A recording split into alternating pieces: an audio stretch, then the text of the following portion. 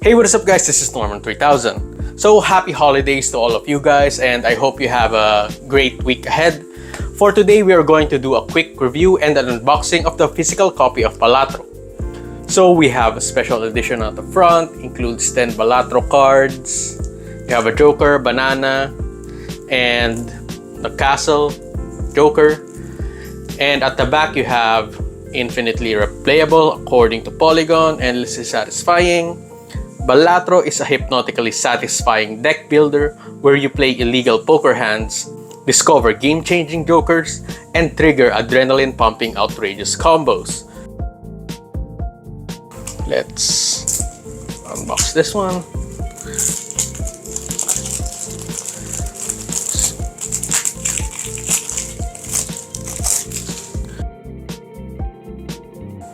Oh, so we have the jokers here and your aces here, and yeah, it's basically all of the Switch games released recently where there's nothing inside.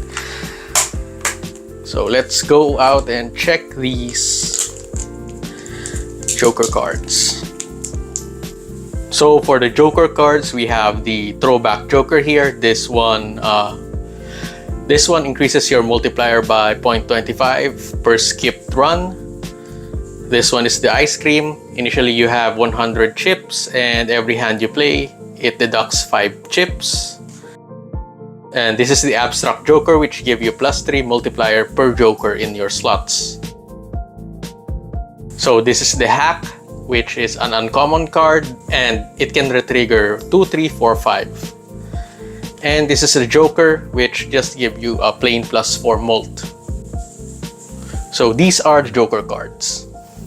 Now let's move on to the aces. So for the aces, you have the gold here. So this one gives you 3 gold after each round if this is in your hand. This one, if it stays in your hand, it gives 1.5x multiplier.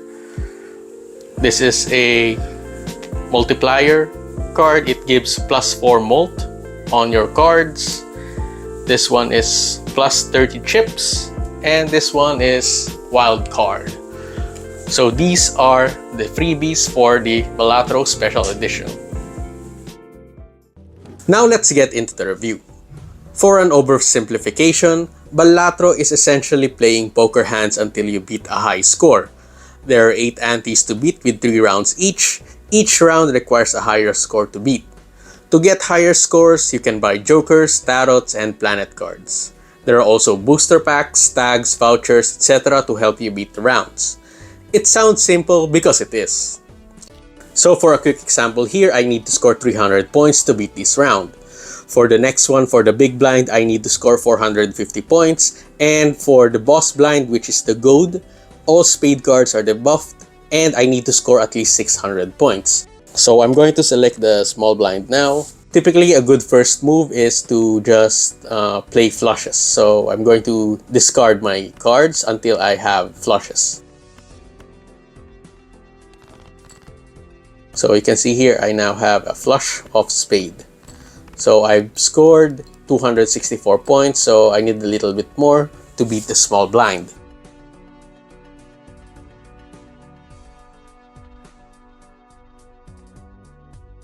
So I'm going to play 2 pairs, an ace and a 5.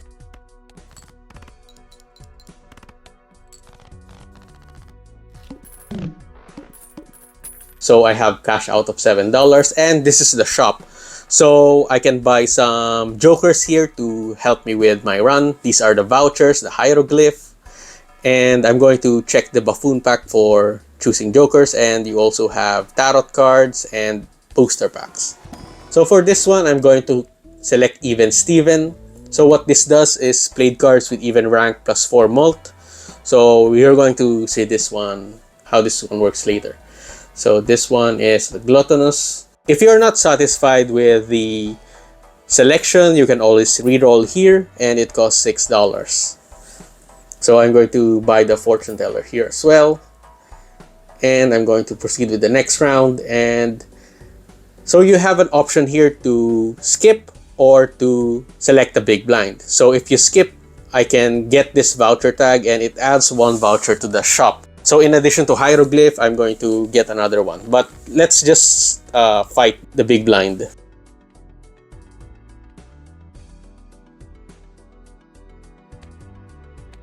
So for my move, I'm going to do 2 pairs again. So you can see when the even cards were played, it got multipliers from the even Steven card.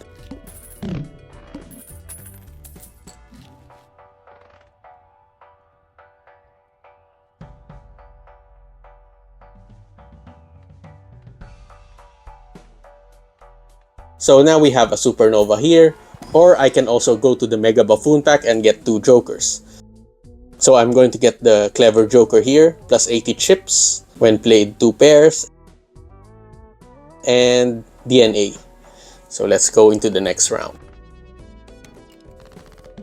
So as you can see that the spade cards are debuffed, the King of Spades and the 7 of Spades are debuffed. So I'm not going to be able to use those. They are not going to be scored. Since I already have a near flush for the clubs, I'm going to discard the others. For the DNA, you can see there it's pulsating. So when the first hand I played is a high card, it's going to duplicate that one. So when I play Ace of Clubs here, it's going to be duplicated and I'm going to play this one again.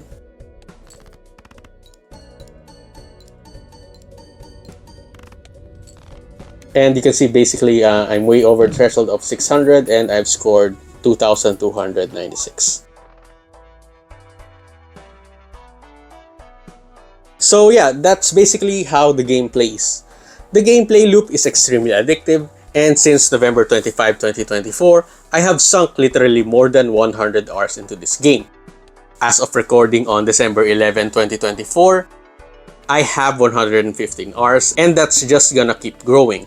It's one of those games where screenshots or videos doesn't do it justice. It looks plain looking at screenshots, and it is just better to play than watch someone else play. It's also one of those games that you just play and if it clicks and it will probably click hard. The combination of a great soundtrack, appealing colorful visuals, the right amount of strategy, planning, and difficulty spike that doesn't feel too unfair keeps me going back for more. There are a lot of decks to play here. Each deck has its own perks. So you see here we have a red deck, which +1 discard every round, a blue deck, a yellow deck, green deck, black deck, which is one of the hardest ones. I'm trying to beat it on orange stake. It's very hard. Magic deck, Nebula deck, Ghost deck, Abandon deck, Checker deck. This is one of the first deck that I've completed gold stake with. And this is fun. So Zodiac deck, Painted deck. This is one of my most hated decks. Anaglyph, Plasma, and Erratic deck. We also have stakes here that increase difficulty. So at the first difficulty, you have white stake and then red stake, which small blind gives no money. Then it increases in difficulty. And personally, if you've cleared purple stake, it's a bit easier to complete orange and gold stake.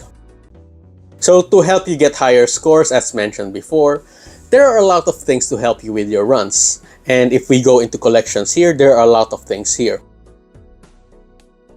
For example, for jokers, there are 150. There are still 4 that I need to unlock.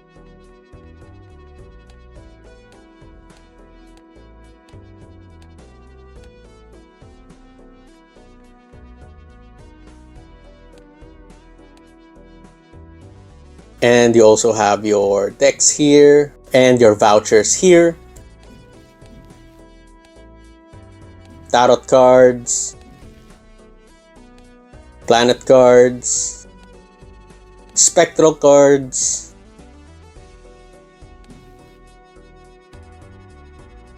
we also have enhancements here. We have the seals, editions, booster packs which contain others, and the tags. And we have the blinds here. So you have the small blind and a big blind, and these are the boss blinds. Personally, the most that I hate are the house and the wall. And at the bottom, we have your Super Boss on the Anti-8. These are the hardest handicaps that the game is going to wall you with. The great thing about this game is the reach. For older people like me, a millennial, where there are some responsibilities, the game's pick up and play pace is great for casual players for a bit of playing here and there. You can pick this up today, play it again next week or next month, and it will still be fun to play without getting lost in the "what happened with this one again" that you get from big adventure games. And if you're on the other side of the spectrum, if you have more spare time on your hands, ironically, this is also me, Balatro can easily suck you in for hours on end, as evidenced by my 115 hours of gameplay as of recording. For 2024, Balatro is easily my personal game of the year. I got the digital edition on a discount on the eShop, but this game is so good that I had to buy it twice, and this is the physical copy. Sale or not, Balatro is definitely worth the asking price.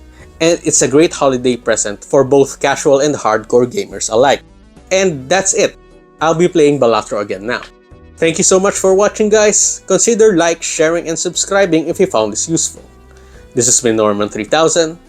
See you soon, happy holidays, and happy gaming!